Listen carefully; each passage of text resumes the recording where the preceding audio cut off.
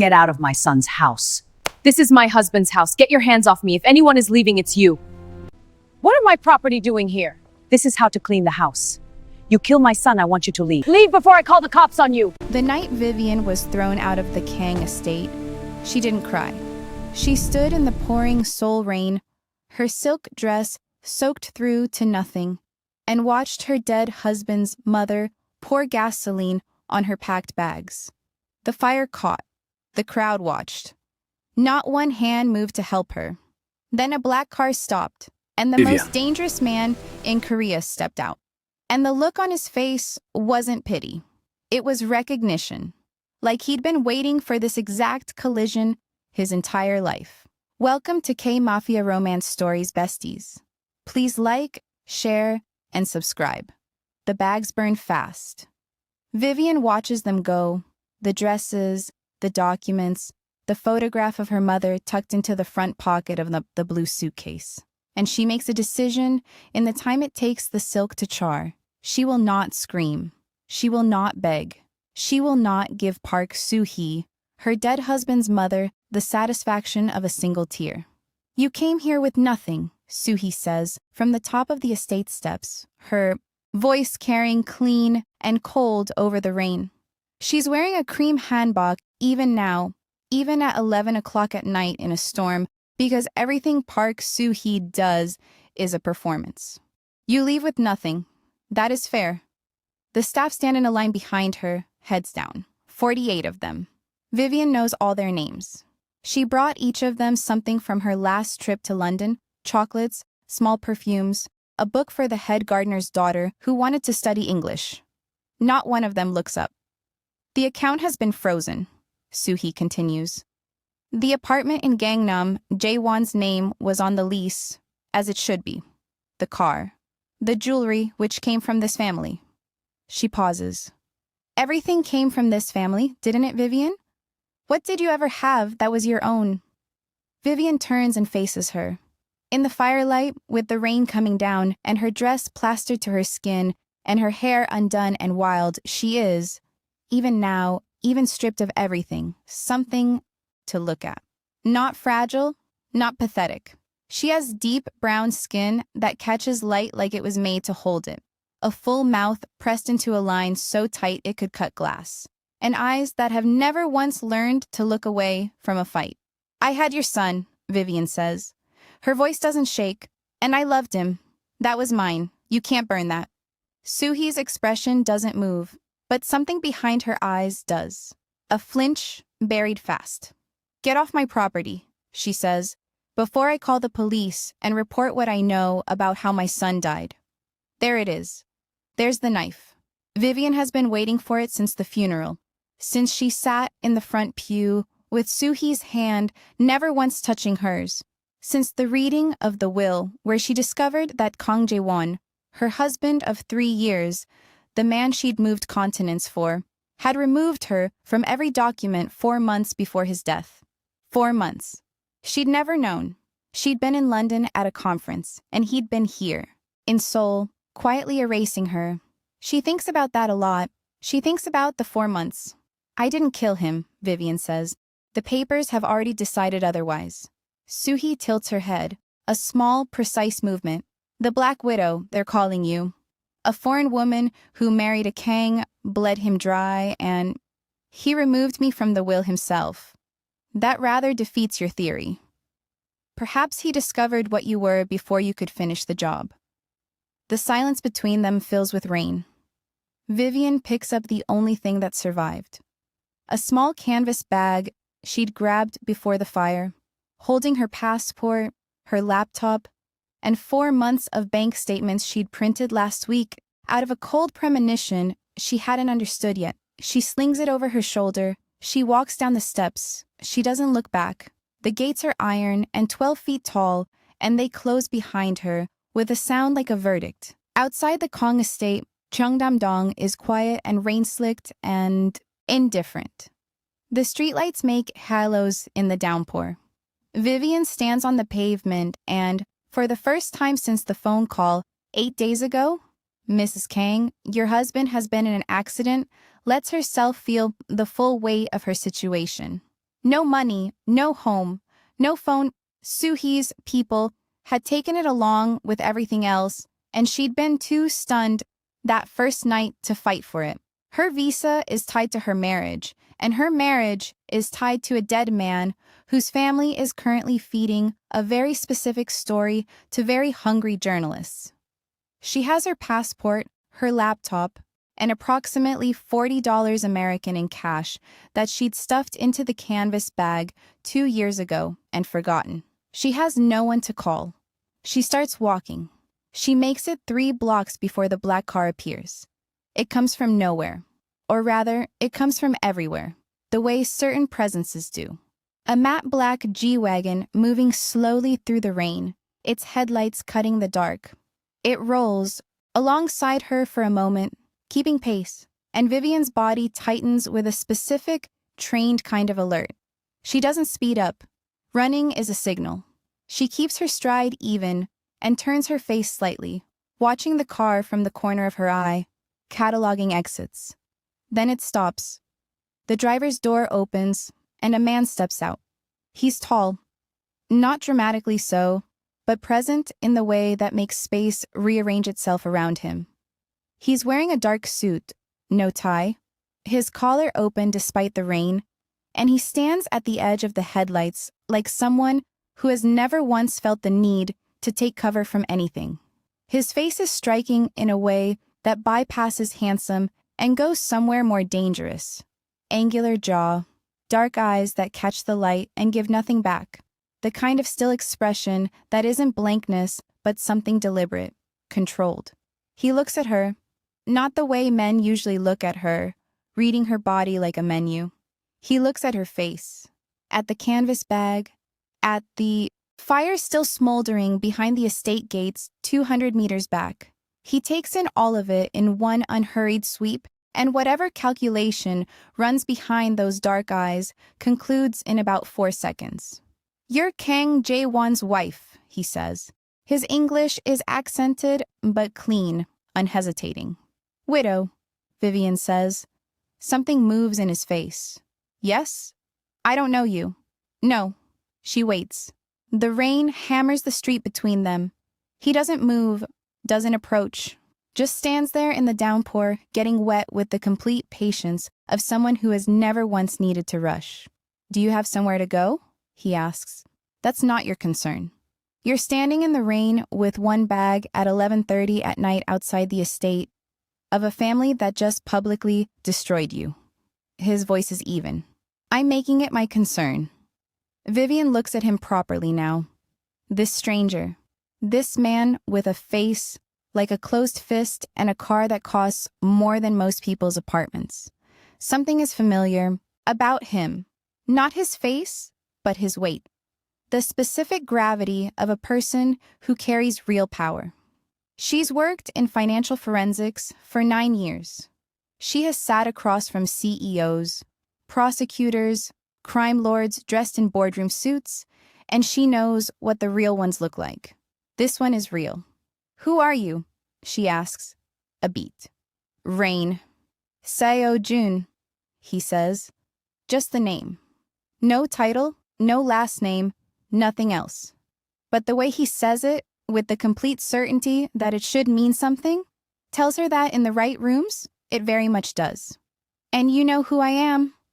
"I've known about you for some time," he says. The admission is strange enough that she stills. "Get in the car." "I'm not getting in a stranger's car in the middle of the night." "You're getting rained on in the middle of the night with 40 meters of visibility and a family that wants you in prison." He opens the back door of the G-Wagon. "This is the better option." "You don't know what options I have." "I know you have. Nowhere to go." He says it without cruelty, which somehow makes it worse. "And I know that Kang Soo-hee will have people watching the perimeter within the hour. She'll want to know where you go, who you call." Vivian's chin lifts. "Why would that matter to you?" For just a moment, one fraction of a second before the mask comes back, something in his eyes shifts. Not softness, exactly. Something rawer than that.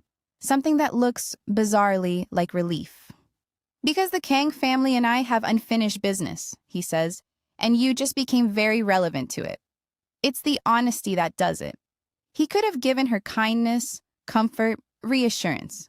Instead, he gives her the transaction, clean and plain. He's not pretending this is charity. She respects that, even as every nerve in her body fires warnings. She gets in the car. The drive takes 30 minutes and goes somewhere north, past Bukchon, up toward the kind of neighborhood where the houses stop being houses and become compounds. Vivian sits in the back with the canvas bag in her lap and watches the city change outside the window. Ryung, the man in the passenger seat who was introduced with a single word and a nod, hasn't spoken once. He's compact and still in the way that speaks to specific training. Dark-haired, with a scar along his jaw that he doesn't try to hide. He watches the mirrors constantly. Seo-jun drives himself. Vivian finds that interesting. The compound, when they reach it, is not what she expected.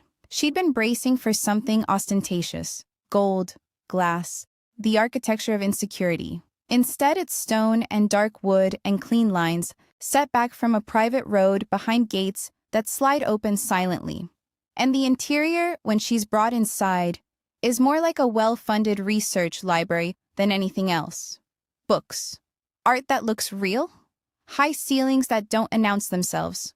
A woman, 40s, efficient, expressionless, appears and is introduced as Mrs. O, who manages the household. She takes Vivian to a room on the second floor without ceremony. A bed, a bathroom, a window overlooking gardens that are invisible in the dark. Clothes in the wardrobe, Mrs. O says. Phone on the nightstand, local SIM, no contacts yet. Mr. Sayo will speak with you in the morning. She leaves. Vivian stands in the middle of the room and breathes. She is in the home of a man she doesn't know, who has told her openly that she's useful to him, in a country where she has no legal right to remain and no money, and a story circulating that paints her as a killer. Her husband, who changed his will without telling her, who called her from the hospital gasping words she couldn't make sense of, who she had loved with the specific, complicated love of two people who were real to each other rather than perfect, has been dead for 8 days. She sits on the edge of the bed. She takes out the bank statements from the canvas bag. She doesn't sleep. She reads. By 4 in the morning, she's found it. A pattern in Jae-won's account transfers that she'd initially read as business transactions. But she knows financial forensics. She knows what legitimate business movement looks like. And she knows what it looks like when someone is being systematically drained, not by a scheming wife, but by an internal transfer structure designed to look like normal operating expenses. Quarterly, consistent. Dating back not 4 months, but 2 years. Someone had been bleeding Kang Jae-won dry long before she was removed from the will. And whoever it was had access to the family accounts. Vivian sets down the papers and stares at the ceiling and thinks about the 4 months differently now. She thinks he knew something was wrong. He cut her out to protect her. He was trying to get her away from whatever was closing in, and he ran out of time. She thinks his family has the wrong target. She thinks the right target is still out there. Seo-jun is awake before dawn. Doesn't sleep much. 3, 4 hours, rarely more. His mind doesn't switch off. Hasn't since he was 19 years old and learned that the cost of inattention was permanent. He stands at the floor-to-ceiling window in his study and watches the gardens and drinks coffee and thinks about the woman in the room upstairs. He'd known about Vivian for 6 months. Not specifically. He'd known about Kang Jae-won's foreign wife the way you know weather forecasts, distantly, as information relevant to ongoing calculations. The Kang family sat at the intersection of 3 of his operations: real estate through shell companies, port access through an uncle's shipping firm, and a political donation network that ran money through the family's charitable foundation. Jae-won had been the weak link, a man born into power who was, at his core, decent, which in Seo-jun's experience was almost always fatal. What Seo-jun hadn't anticipated was seeing her. He'd been passing through Cheongdam on other business when Ryung spotted the fire outside the estate gates and said, almost to himself, "That's unusual." And Seo-jun had said, "Stop the car," because unusual is always worth 30 seconds of attention.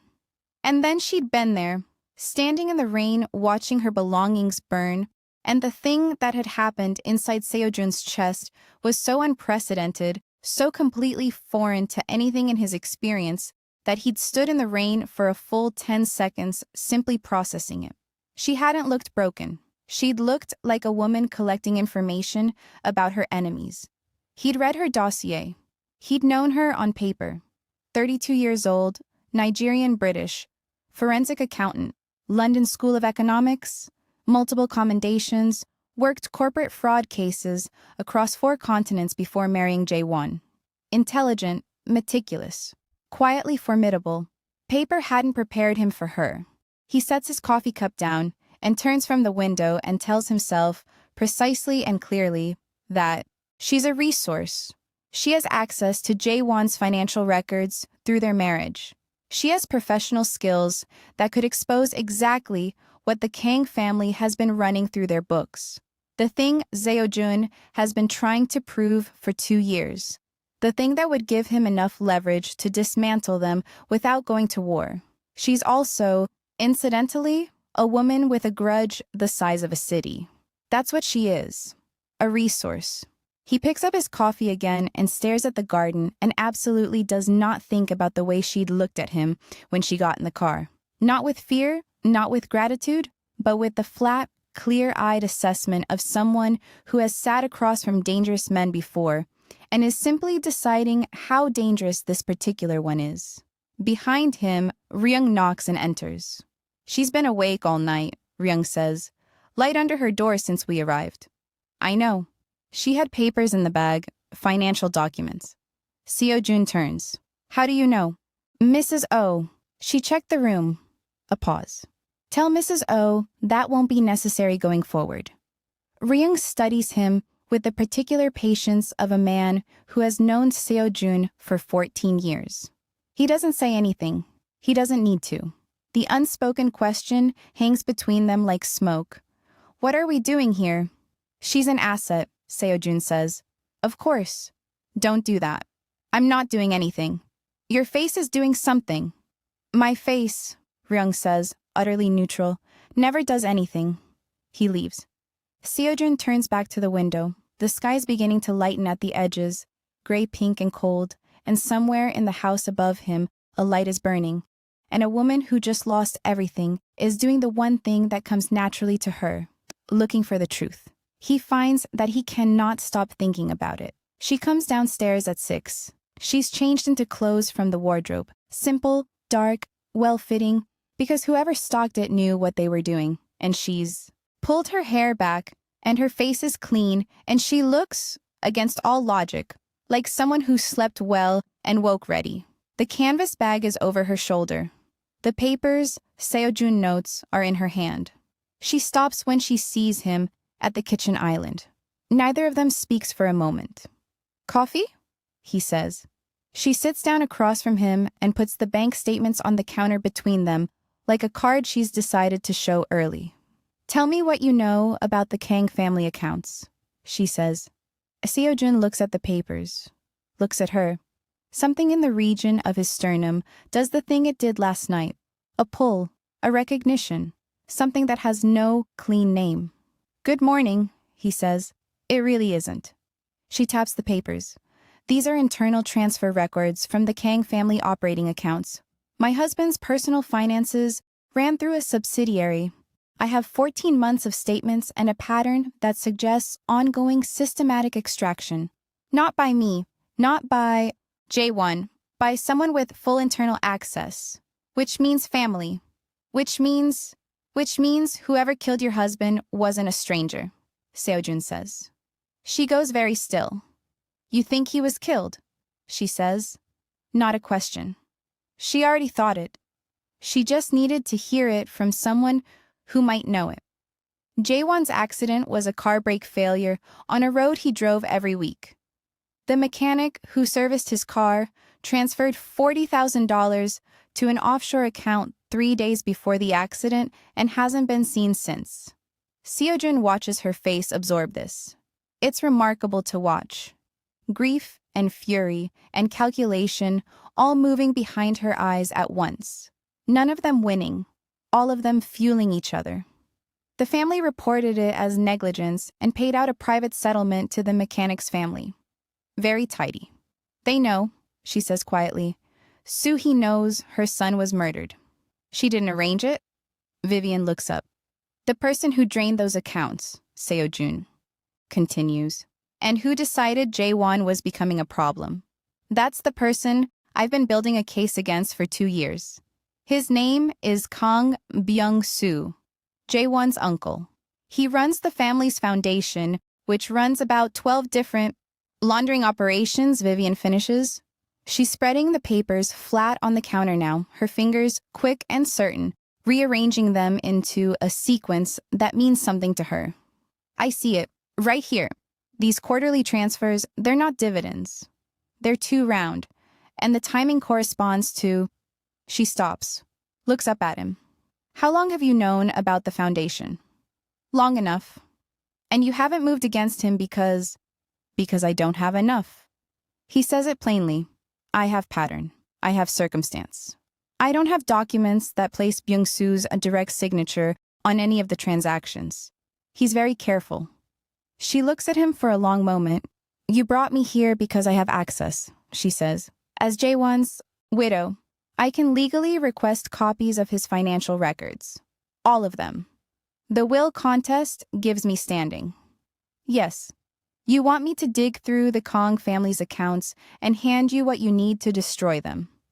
I want you to uncover the evidence that proves who murdered your husband, Seojun says. What I do with it afterward is a separate matter. That's a very clean distinction. I'm a very precise man. The silence holds for a moment, and in it, something passes between them. An acknowledgement of what they are to each other, which is complicated, and what they might be, which is more complicated, and what's currently in the way, which is approximately everything. Why should I trust you? She asks. You shouldn't, he says. Not yet. She looks at the papers, looks at him. The morning light comes through the kitchen window and catches the side of her face, and Seojun makes himself look at the counter. I want 3 things, she says. My own workspace. Full access to whatever intelligence you have on Byung-soo. And if this ends with evidence that clears my name, I want it public, not buried, not traded as leverage. Public. The first 2? Yes, he says. The third? I'll see what I can do. That's not a commitment. No. She studies him. He waits. Okay, she says. She picks up the papers and stands and looks around the kitchen with the expression of someone cataloging resources. Where do I work? Seojun stands and takes her down to the basement level, which is not the dungeon she's perhaps braced for, but an operations room. Wide screens, layered networks, a long table designed for exactly the kind of work she does. He watches her walk into it and stop and take in the equipment with the quiet recognition of a professional encountering exactly the right tools. This will do, she says. Behind him, just barely audible, Ryung exhales something that in another man would be a laugh. Seojun turns and gives him a look. Ryung's face is, as always, perfectly impassive. I'll set up her credentials, Ryung says, and leaves. Vivian is already at the table, opening her laptop, pulling the papers into a new configuration. She doesn't look up. You said you've been building a case for 2 years. What triggered it? Seojun leans against the doorframe. He doesn't answer immediately. The Kang Foundation ran money through a real estate project I was involved in, he says, which is true, and also roughly 1/10 of the story.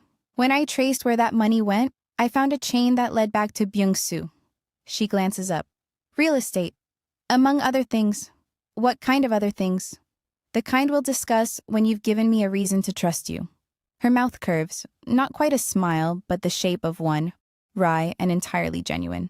Fair. She goes back to the papers. He should leave. He has calls to take, a meeting at 8 with the shipping network, and Ryung is already upstairs, making the pointed silence of a man counting down. He stays for another moment, watching her work.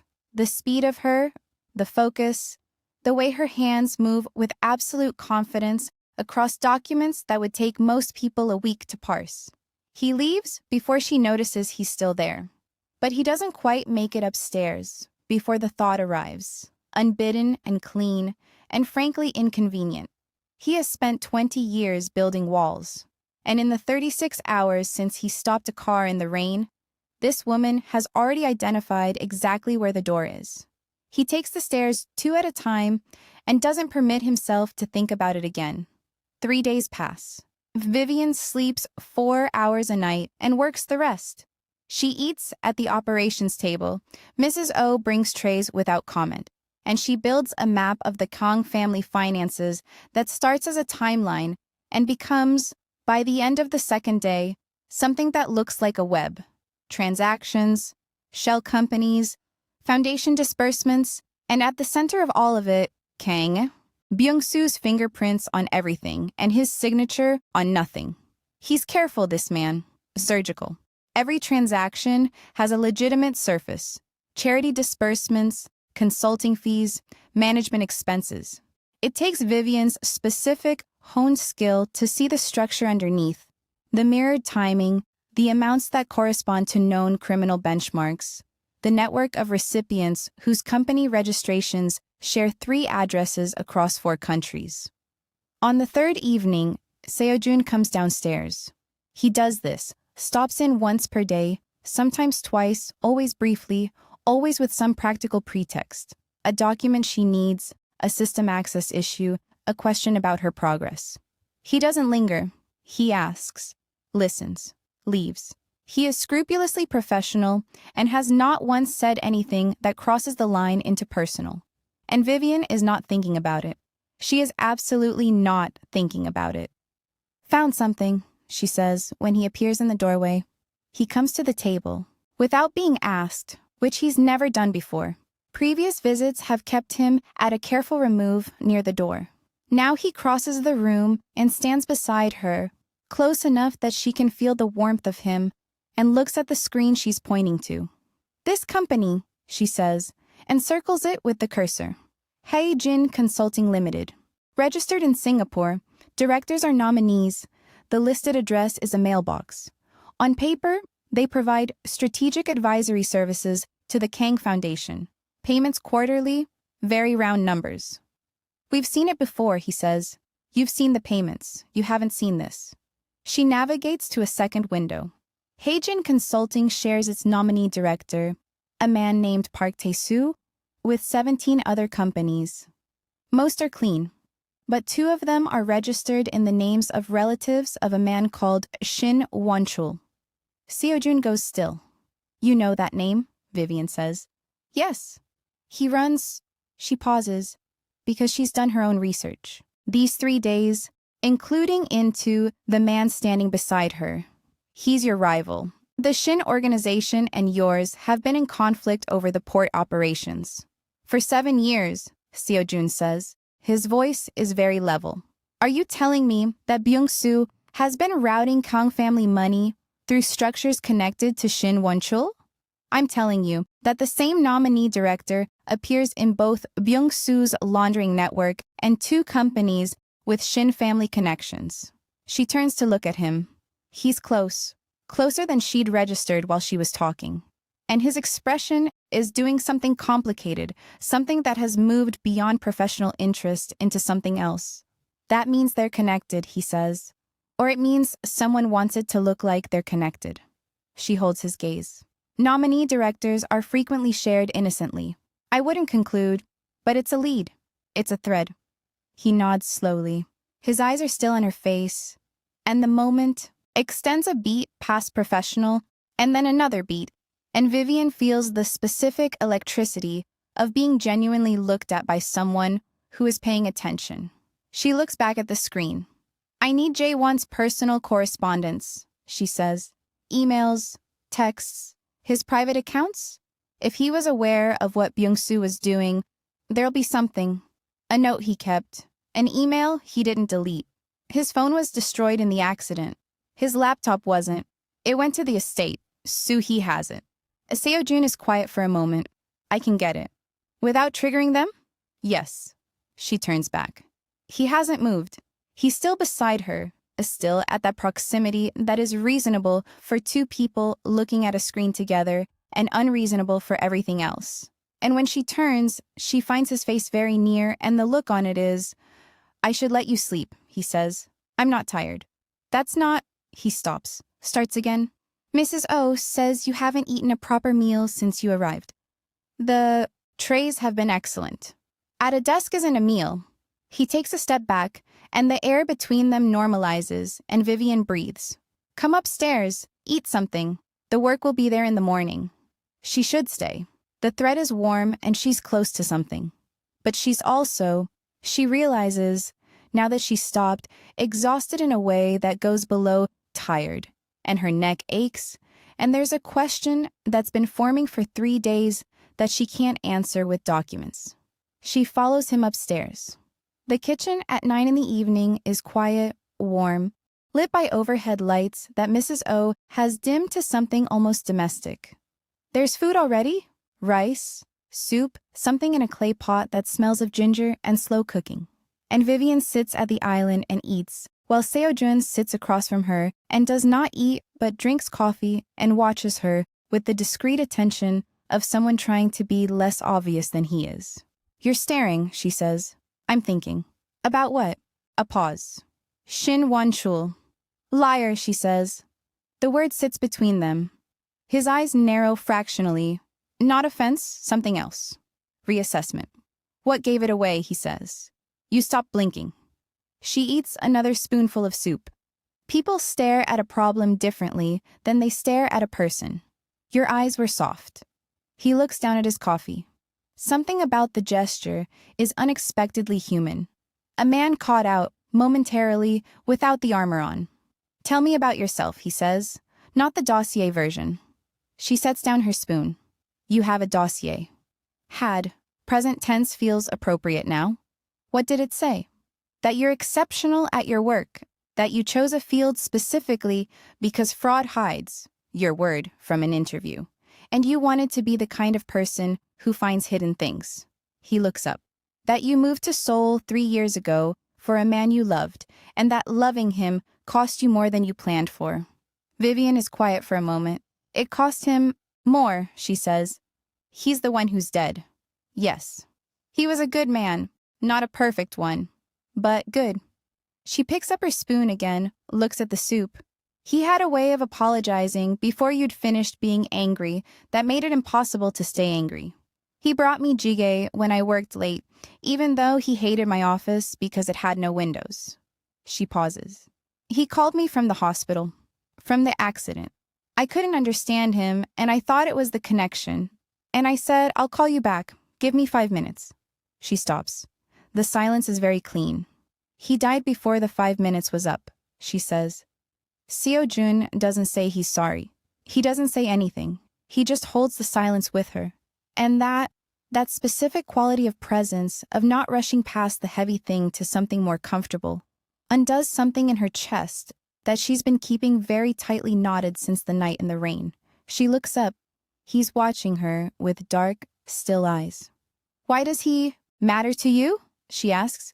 Byung-soo, not the port operations, the real reason. The question hangs. He's going to deflect. She can see the calculation running. And then something shifts, and he doesn't. My father, he says. He worked for the Kang family. Legitimate work, logistics, distribution. When he discovered what the foundation was running, he went to the authorities. He picks up his coffee, sets it down without drinking. Byung-soo found out before the investigation opened. My father died in a warehouse fire. The investigation was closed.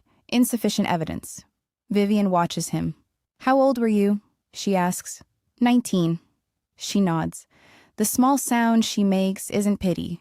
He would hate pity. She knows that already, with a certainty that surprises her. It's recognition. The specific note of, I understand what that kind of loss does to a person. So we both lost someone, she says. Yes. And we both want the same thing. He looks at her. Yes. They sit with that, the word, the weight of it, the strange intimacy of a shared wound. Vivian is aware, distantly, of all the reasons this is complicated. He is a man whose business is not clean, who brought her here for strategic reasons, who carries danger the way other men carry phones. She is a woman with no legal status in this country, whose grief is still fresh, who cannot afford to trust carelessly, and yet she trusts him. Not fully, not blindly, but in the specific way you trust a person who has been honest about what they are, completely. Go to sleep, he says. His voice is quieter than it usually is. I'll have Ryung collect the laptop tomorrow. She stands, picking up the canvas bag out of habit. At the doorway, she stops. Seo Jun. He looks up. Thank you, she says, for stopping the car.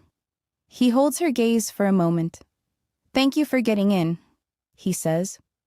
Ryung gets the laptop in 24 hours without Vivian asking how. She learns by the end of her first week in Seojun's compound that this is how Ryung operates. Quietly, completely, and with a total absence of drama that she finds deeply restful compared to basically everything else about her current situation. He brings her the laptop in a sealed case and sets it on the operations table and says, "Fingerprint locked, but the model is 2021 and the override is documented," and then retreats. And Vivian spends 2 hours bypassing Jaewon's security with tools she built herself 3 years ago for a corporate espionage case. The laptop opens, and Jaewon is there. His desktop wallpaper, a photo of the two of them in Jeju. Her laughing. Him looking at her instead of the camera. And Vivian sits with that for a full minute before she opens his email. He'd known. It takes her 4 hours to find all of it, but once the shape is clear, it's undeniable.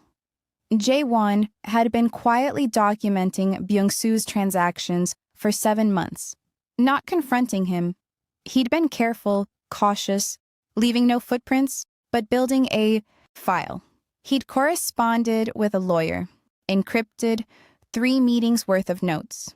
He'd been getting ready to go to someone. Not the police, who could be bought, someone else.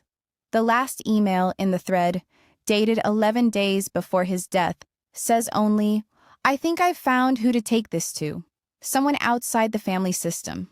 I'll tell you more when I know it's safe." He never sent another one. Vivian sits back and looks at the ceiling and thinks about the 4 months, the will change, the erasure of her name, and understands it now with perfect, painful clarity. He'd realized the danger was accelerating. He'd tried to cut her out of the target zone. He'd done it clumsily, without explaining, because explaining meant involving her in something he was trying to protect her from. And then he'd run out of time. She prints the emails, she takes them upstairs. Seo Jun is in the main room, on a call, jacket off, standing at the window with the phone pressed to his ear and his back to the door. His voice in Korean is quieter than his English, lower, and she doesn't understand the words, but the cadence is terse, controlled, managing something difficult with very little visible effort. Ryung is at the table with a laptop of his own, and he glances up when she enters and gives her a look that is somehow both welcoming and warning. She waits. Seo Jun ends the call and turns, and sees her face and crosses the room in 4 strides. "What?"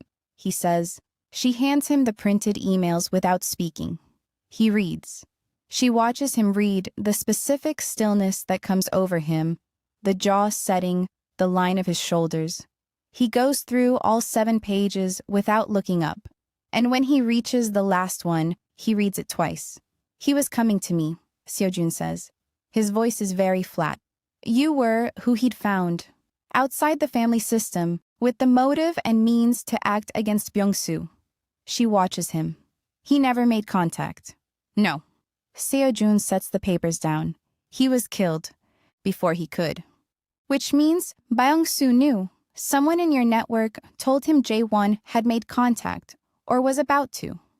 The silence that follows is different from the ones before it. Denser, more dangerous. Ryung has gone very still at the table. A leak, Ryung says. Or a trap, Vivian says. Byung-soo may not have known specifically. He may have panicked when Jae-won started asking questions and moved preemptively. She looks at Seo-jun. The question is whether your operations are currently compromised. Seo-jun and Ryung exchange a look that carries 17 layers of meaning, and Vivian feels the first cold finger of I am in the middle of something much bigger than I understood. We've been running a parallel communications protocol since last month, Ryung says carefully. Why? She asks. Another look between them. Because 3 weeks ago, Seo-jun says, someone moved against one of our allied families. The information used was internal. His eyes are very steady on hers. We've been assuming it was a standard intelligence leak. The Jae-won connection suggests it may be more targeted. Byung-soo is actively working against you, Vivian says. He has been for years. No, actively, right now. He doesn't just know about your operations. He's systematically dismantling your alliances. She points to the papers. These transfers, the ones running through Hyjin Consulting? I tracked 3 more in the last 24 hours. 2 of them are payments to individuals within allied families. Payments large enough to buy loyalty. She watches him absorb it. He's turning your people, Seo-jun says quietly. He's been turning them, patiently, for at least a year. She meets his eyes. Someone in your circle has been feeding Byung-soo information about Jae-won's movements, your operations, and now your alliances. And they've been doing it long enough that Jae-won died for it. The room is very quiet. Seo-jun turns and walks back to the window. The city is visible below, Seoul's afternoon light, gray and specific, and he stands with his hands clasped behind his back and is completely still for the better part of a minute. Vivian looks at Ryung. Ryung looks at her. His expression, for the first time since she's met him, cracks open just slightly, not into distress, but into something that is very precisely trust her. He gives her a small, barely perceptible nod. She files that away. I need names, Seo-jun says without turning. The people who receive those payments, I need to know who they are. 3 are shell structures, hard to trace fast. The 4th, she hesitates. The 4th is a direct transfer to a personal account. The account belongs to a man called Ju Min-suk. Ryung inhales sharply. It's the most dramatic thing she's ever heard him do. Seo-jun turns from the window. His face is carved clean of everything. Ju Min-suk, he says. You know him. He's my head of security, Seo-jun says. The silence lands like a body. What happens next happens fast. Not the confrontation. That doesn't happen at all, not yet, because Seo-jun's instinct for controlled dismantlement prevails over every other impulse, and the first thing he says, when he's processed it, is, Min-suk doesn't know we know, which means they have an advantage, which means they use it. What happens fast is everything tightens. The compound goes to a kind of quiet that Vivian has learned in the 10 days she's been here is not peace, but preparation. Men she's seen peripherally, guards, drivers, shadows, become more present, more deliberate. Ryung barely sleeps. Seo-jun works through the nights now, and she knows because she works through the nights too. And the light under his study door is always on. She tells herself she's not tracking his schedule. She's tracking his light. On the 11th night, she finds him in the kitchen at 2 a.m. He's standing at the counter, eating leftover rice straight from the container with a pair of chopsticks, still in work clothes, jacket draped over a stool, and he looks, for just this moment, in the kitchen quiet, like a man who is very tired and is not performing otherwise for anyone. He looks up when she comes in, doesn't put the rice down, doesn't compose himself. Couldn't sleep, he says. Never sleep. She opens the refrigerator, finds the second container of rice, gets her own chopsticks, sits at the island across from him. They eat in silence for a few minutes. Min-suk leaves tomorrow for Busan. Seojun says. Ryung will follow. We'll know by end of day whether he makes contact with anyone in Byung-su's network. And if he does, then we have confirmation, and we use him. Feed him information that leads Byung-su somewhere we want him. A trap. An invitation. A small, cold curve of his mouth, with hospitality appropriate to the occasion. Vivian looks at him. What does that mean for Min-suk?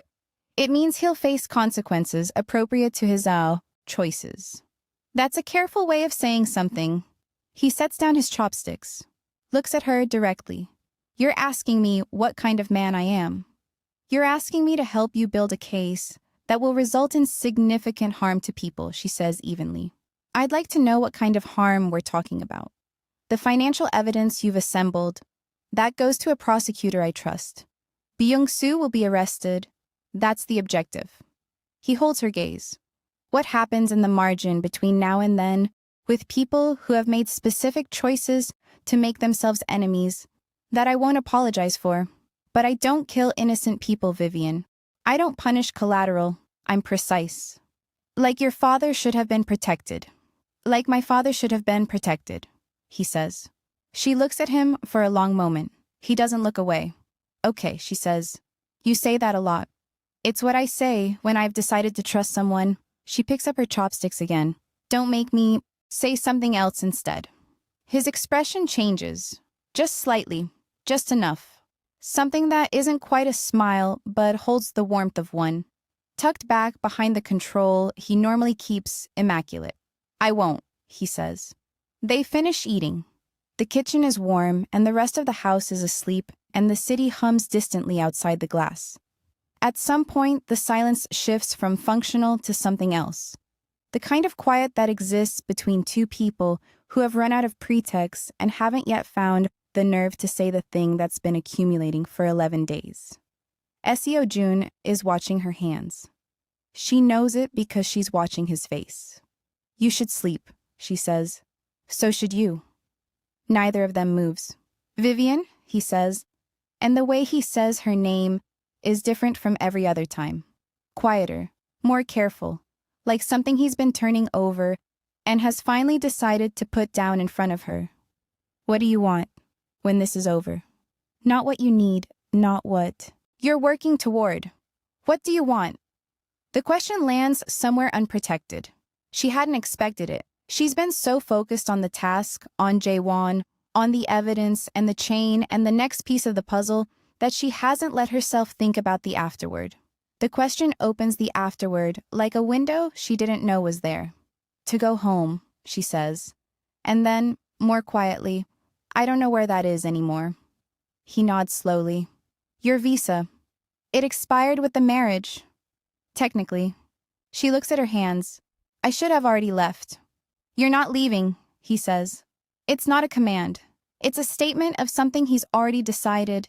Delivered without force, just certainty.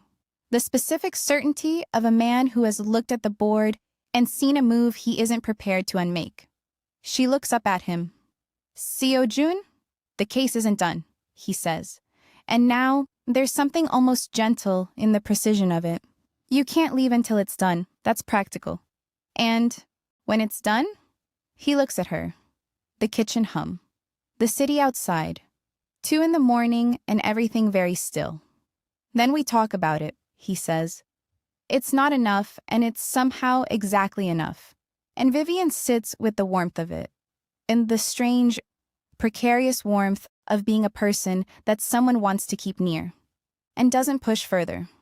Good night, Seojun, she says. She gets up and goes upstairs. And she absolutely does not notice that she's smiling until she's already in the dark at the top of the stairs. Ryung comes back from Busan with confirmation. Min-suk met with a man named Cho Dae-sik in a restaurant in Haeundae, and Cho Dae-sik is a mid-level figure in Byung-su's network whose name Vivian had found in 3 separate transfer chains. The meeting lasted 40 minutes. Ryung had a camera. Seojun looks at the photographs the way Vivian looks at financial documents. Quickly, completely, with the specific attention of someone who has trained themselves to see structure where others see noise. Good, he says. Just that. One word. Rayung takes it as the complete sentence it is. The plan, now that confirmation is solid, is elegant in the way that Vivian is coming to understand all of Seojun's plans are elegant. Simple on the surface, layered underneath. They will feed Min-suk a piece of intelligence. A meeting between Seojun and the prosecutor, a time and location. Byung-soo will move to intercept. When he does, he'll find not a private meeting, but a trap with documentation enough to end him. The prosecutor, Vivian says. You said you trust him. Her, Seojun corrects. Prosecutor Lim Hai-rin. She's been working organized crime for 12 years and has never once been bought. You know this how? Because I tried, he says. Vivian stares at him. Not recently, early in my career. She declined with a great deal of precision and then opened a file on me that she still maintains. She has an open file on you and you want to go to her. The file keeps her honest, he says. She'll process Byung-soo cleanly because she has no incentive to protect him and every incentive to get the case right. If the evidence is airtight, she won't care where it came from. Vivian thinks about this. And what does she get in return? The case of her career. Another beat. And what happens to the open file on you? He looks at her steadily. That's a conversation for afterward. She notes, again, that afterward. He says it like a promise. The day before the planned feed to Min-suk, Vivian is working in the operations room when the door opens, and it isn't Seojun, it isn't Rayung, it isn't Mrs. O. It's a woman. She's beautiful in the immediate, sculptural way of someone who has worked at it. High cheekbones, precise makeup, a coat that says money, old and current simultaneously. She looks at Vivian with an expression that has several layers and is projecting, very deliberately, only the top one. Pleasant surprise. Oh, she says in Korean. Then, switching to smooth English. You must be the one staying here. Vivian stands. Who are you? Han Ji-yeon. She comes into the room without invitation in the way of someone accustomed to spaces opening for her. An old friend of Seojun's. A small designed pause. Very old. Vivian looks at her. At the way she deploys it, not as information, but as a dart. He's in the main building, Vivian says, and sits back down. Ji-yeon doesn't leave. She drifts to the table, glances at the screens, at the papers, at Vivian's workspace, with the specific assessment of a woman cataloging a threat. You've been here almost 2 weeks. Approximately. He doesn't usually bring people here. I'm not people, Vivian says, looking at her screen. I'm a forensic accountant working a case. It's not interesting. It's very interesting, Ji-yeon says, and now the pleasantness is thinner. Seojun doesn't bring anyone here. Not ever. Not in all the years I've known him. She pauses. I wanted to see who had managed it. Vivian looks up. She meets Ji-yeon's eyes directly. Holds them, without aggression or anxiety, with the simple steadiness of a woman who has sat across from far more dangerous presences than a jealous ex-something. And, she says. Ji-yeon studies her for a long moment. Something shifts behind her eyes. Not respect, exactly, but the recalibration of an opponent who has misjudged the weight of what they're carrying. Interesting, she says quietly. She leaves. Vivian turns back to her work. Her hands are steady. She notes with careful self-awareness, not remotely rattled. She is also, she notes with less comfortable self-awareness, something that might be called territorial. She files that too. An hour later, Seojun appears in the doorway. Ji-yeon, he starts. She came to look me over, Vivian says without looking up. I understand. She clearly still cares about you. She left when I didn't perform appropriately. Threatened. A silence. Did she upset you? He asked carefully. No. She's not. We're not. You don't owe me an explanation, Vivian says. She does look up now, meets his eyes. But if you're going to give one, Make it accurate.